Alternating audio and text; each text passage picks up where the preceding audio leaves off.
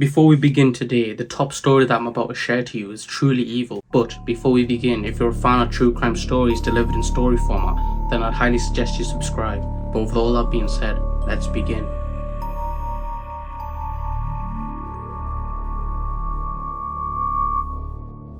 On Christmas of 1997, the Quez family were getting ready to have the Christmas dinner. And when I mean the Quez family, I mean mainly the husband and the wife, Louise and Pedro. They had 3 children, the main one being 10-year-old Delimar. The other 2 children I couldn't find the names of, but either way, they're not really that important to the story. So the night begins and Liz puts all 3 children to bed. And once done, she joins her husband downstairs at the kitchen table. Once sat down, the 2 started to have their food until both of them started to smell a burning smell. Now they quickly got concerned as nothing in the house was turned on that potentially could start a fire. So as both parents decided to investigate, the smell only got stronger. As they got to the bottom of the stairs, the flames erupted from upstairs. Now there's a lot of emotions going by. How did the fire start? And how are we going to get our children? But once they seen the scale of this fire, everything went out the window. Pedro, the husband, decided that he's going to call 911, and Louise ran upstairs to try to save her children. She got to Delimar's room first, as it was the closest room. As soon as she opened the door, she saw she was gone. Now she quickly searched the room head to toe and she couldn't find Delimar. So once she gave up, she went straight to her other children's room and got them out of there. Now Louise is hysterical because obviously she couldn't find Delimar. But quickly firefighters come and take out the fire. The police would also come by and quickly determine that Delimar had perished in the fire. Louise wouldn't accept this answer though. She thought her child got kidnapped because this felt too planned for not being a kidnapping. The police quickly shut this down because Louise didn't really have any enemies and she was a nice person in general, so the police quickly wrote it off. So after trying to convince the police, Louise came to the conclusion that maybe her child did die in the fire. So the family had a funeral to mourn their loss of their child. Now this story would end here if this did not have a disturbing twist. Moving forward into the future, Louise was at a birthday party of an acquaintance she worked with. She really did not want to be there, but she was too nice to say no. And instead of sitting at home, she decided that maybe she could help serving the drinks to the children. So as she stood there handing drinks out to children, she looks over to a pack of children and then she says something. A girl that looks strikingly similar to her other children. Curious, she would walk up to the girl and ask her how old is she, and surprisingly the girl was 6 years old, the same age as Delimar would have been. Of course she thought to herself that's just a coincidence and there was no way that could be Delimar. So she said thank you and then walked away. So as she's walking away, she couldn't stop thinking about how similar she looked to her children. So now for a while she just constantly stared at the kid, thinking it might be Delimar. But remember, Louise thought Delimar had been kidnapped. So as this party is still going on, she's just constantly staring at the kid until the child ran to a woman and said mother. And as Louise looks up, she realized that she knows this person. Her name was Caroline Correa and she was a cousin of her husband Pedro. So of course she went up to her and asked her on how strikingly similar her child looked to hers. Now Louise remembers that when she said that, Correa's face got a bit worried, but Correa would ultimately brush it off by saying, well, I am your husband's cousin. So the 2 women laughed and Louise walked away. Correa started to shout Alea when she seen that her child was starting to play with chewing gum and got some on her hair. So quickly, with her motherly instincts, Louise quickly detached the gum from Alea's hair. She was about to throw the gum away before she noticed there was hair on the gum. Now this is where the curiosity got the better of Louise, and probably for the best. And instead of throwing the gum out, she decided to get a DNA test through it because she just couldn't handle the fact that Alea looks exactly like Delimar. So she gave the police the hair and promised the police that she has a good feeling and this might actually come through as Delimar. So annoyed, the police said okay, we'll do it. And when the DNA results came back, the police were jaw-dropped. It turned out Alea was actually Delimar, which means Delimar was actually kidnapped on that night. So the police were stunned and they're quite embarrassed as well because they just quickly glossed over this and didn't think about the possibility of Delimar being kidnapped. So they quickly tracked down Caroline and arrested her on the spot, and Caroline would confess that she did kidnap Delimar and she would ultimately be convicted of kidnapping, arson and many other crimes. In 1922, a husband and a wife were having an amazing time at the California house. They were walking upstairs until suddenly there was 2 gunshots. The wife, who was named Dolly, would turn around and see her husband face down on the stairs with 2 bullet holes. So as she's screaming hysterically, she goes to the phone and quickly calls 911. Once called, she would run into her bedroom and go into the closet and lock the closet door. When the police arrived, they would quickly see Dolly's husband lying on the stairs, clearly deceased. So once they found that out, they would quickly go and get Dolly and try to comfort her. and then they would eventually take Dolly's husband's body to the hospital to do an autopsy on it, and sure enough there was 2 bullet holes. There was 1 bullet hole on the head and 1 on the chest. Now police speculated that whoever did this was an expert gunsman, but ultimately these were speculations and nothing more. But just a couple of days later, Dolly would come to the station and tell the police something that they wouldn't believe. So this really started when Dolly's husband would come back home from a hard day's of work, and instead of talking to Dolly, he would go straight for his drink, aka whiskey, and Dolly really despised that. So one day Dolly's husband was working hard at the factory until he realized that he forgot to help Dolly fix a sewing machine. So he felt bad, and instead of just staying at the factory, he sent out a young man named Otto to go help her fix a sewing machine. Otto was a 17-year-old kid that was working at the same factory as Dolly's husband. So Otto was sent, and instead of helping, things would get bad. You see, Dolly and Otto would start having an affair behind Dolly's husband's back. This got so bad that the neighbors were starting to question how the hell did Dolly get away with this. Dolly would book out different hotels across the town, but eventually she got annoyed of it because it was getting too expensive. So Dolly would have an amazing idea. She told Otto, why don't you hide in my attic so you don't have to leave and you can constantly stay with me. So even though Otto was skeptical, he said why not. So for months Dolly and Otto would spend their time together in the daytime and would make bathtubs of gin together, which of course if you don't know what that is, it's in the name. A bath full of gin, and they would just soak together and would live like a happily married couple. But during the night Otto would creep into his little attic hole and wouldn't come out until the next day, and then the process would recycle. Now this would become into a fully committed thing when Otto decided that he's gonna move out from his house in Milwaukee and live in the attic full time. But things would change. One night Otto was writing one of his novels in his attic, like he usually does every night, until he heard Dolly's husband and Dolly having a massive argument. Now no one knows why he did what he did, but one day something snapped. So he climbed down from his attic and then rushed downstairs with a loaded pistol, getting ready to defend Dolly. So of course Dolly's husband's confused and shouting, why are you in my house? So the scuffle would begin, and then the 2 men were fighting until 2 shots were fired. And of course you know who shot them. Otto. Now of course those 2 bullets would instantly kill Dolly's husband. So now Dolly and Otto were in panic mode until Otto had a plan. He would tell Dolly to call the police and make it sound like there's been a robbery, and then run into the closet and lock the closet door to make it seem more real. And then of course Otto would hide into his little attic hole. So just like in the beginning of the story, the plan would work and Otto and Dolly would get away with murder, because of course there wasn't really enough evidence for the police to go anywhere with.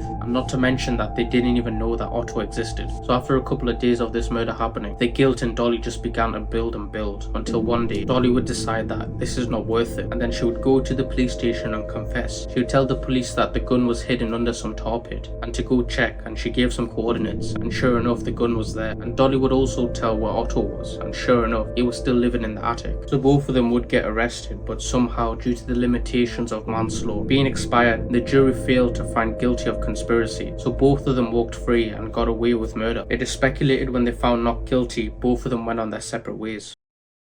Jennifer Pan was a normal girl that was born to immigrant parents, Hawaii Han and Bish Ha. Their life was good to say the least. Both parents came from Vietnam and moved to Canada to further better their life. They both worked really hard and had a nice house and a nice car, and just overall had a good life compared to other immigrants that moved to Canada. So both being such hard workers, Jennifer had high expectations as well, and was expected to work just as hard as both of her parents. One of them work hard moments was when Jennifer started piano lessons at the age of 4, as well as figure skating. Figure skating was mainly her priority, as she enjoyed it more. Her dream was to become an Olympic figure skater, but that would all come crashing down when unfortunately Jennifer would tear both of her ligaments in her knees, ending her career very early. So with figure skating out the window, Jennifer and her parents decided that maybe academically was the best route for her. So later she would attend to the Mary Ward Catholic Secondary School. She would quickly make friends, one of them being Karen. They would both become very close very quick, and they would both always joke around. But despite making new friends, Jennifer's parents would keep a really watchful eye on her, and they made sure that she picked up extra curriculum after school, and they would never permit her to date anybody, or never let her go to high school dances or any sort of party. These were all things Jennifer wanted to experience, but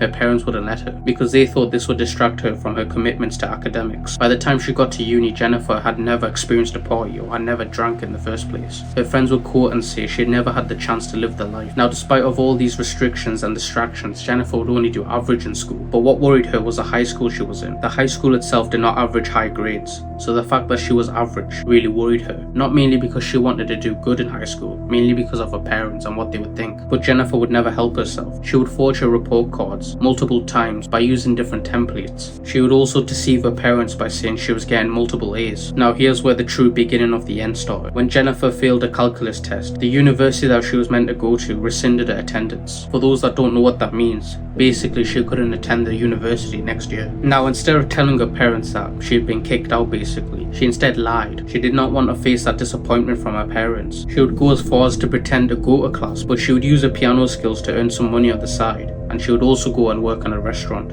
She would do all of this just to maintain this charade. In order to keep this going, Jennifer had told her parents that she had won a scholarship. She then falsely claimed that she accepted an offer to go study a pharmaceutical program at the University of Toronto. She even went to the extent of purchasing second-hand books and watching videos and basically forged notes just to show her parents that I'm doing something. Jennifer also asked if she could stay near the campus with her friends throughout the week, which of course her parents would say yes to. But that friend was her boyfriend. Daniel Chi Wong was his name. He met Jennifer in high school. Daniel was also like Jennifer. He did not really stick into school, but he was definitely worse than the two, because you see, Daniel was an active weed dealer, which was already bad enough, not to mention Jennifer was very impressionable for her age. Combine the fact that her boyfriend was not a good person, Jennifer's life really spiraled out of control. While pretending to complete her degree, Jennifer would ultimately get caught out. You see, Jennifer would tell her parents that she worked as a volunteer at a hospital for sick children, which of course was good, but her parents started to get suspicious because when they saw that Jennifer did not have any hospital ID or any hospital clothing, they realized that maybe she was lying, and Jennifer's dad was really suspicious. So one day he decided that he's going to follow Jennifer when she goes to the hospital, and of course he quickly discovered that Jennifer had been lying about everything, and now her father's livid and wanted to kick Jennifer out the house for lying, but somehow Jennifer's mother convinced him to let her stay, so her parents would convince her to complete high school and finish all the degrees that she missed out. And once she did that, she was again encouraged by her parents to apply for a university. Of course she was now forbidden to talk to her boyfriend, or really to go anywhere except for her piano teaching lessons, but despite that she would still speak to Wong during this period.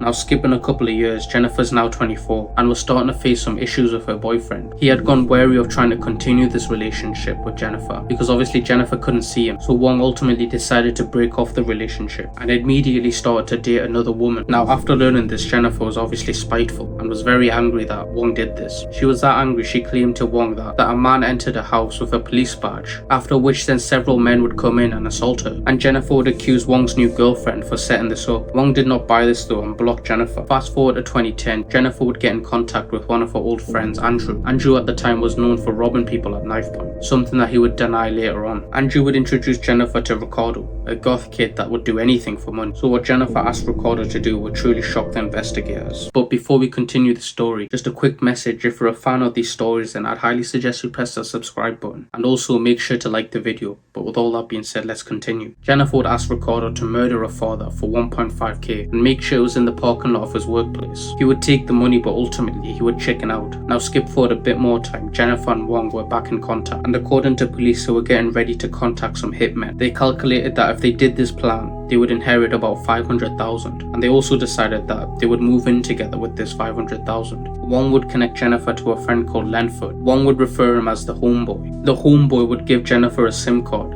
so she can contact him without using her actual phone. The homeboy also contacted a man named Eric. Eric was known for doing hits on people, and then he would contact another friend called David. With everything in set, it was time to go through the plan. The murder was set place to take in Jennifer's house. On November 8th of 2010, Jennifer would wait for her parents to go to sleep in their bedroom, and then she would rush downstairs and unlock the door, and then she would rush back upstairs and hide in the bedroom. Once in her bedroom, she would then ring David up, and then the operation would begin. A couple of minutes later, David and two other people would rush in through the door and run straight upstairs and kill both parents. Now, even though I said David, in the court, David and Wong mainly being the main suspects, but they would say they would be at work at that time. Without no evidence, the police did not know who did the crime and who went in the house. During the first interview, Jennifer would tell the police that after demanding all the money and ransacking the bedrooms, the three men took both parents into the basement, and that's when Jennifer heard multiple gunshots being shot. Jennifer would also tell the police that they tied her up, but somehow she would get loose from the restrictions. Her mother did die unfortunately, but her father would survive. So after learning her father's survival,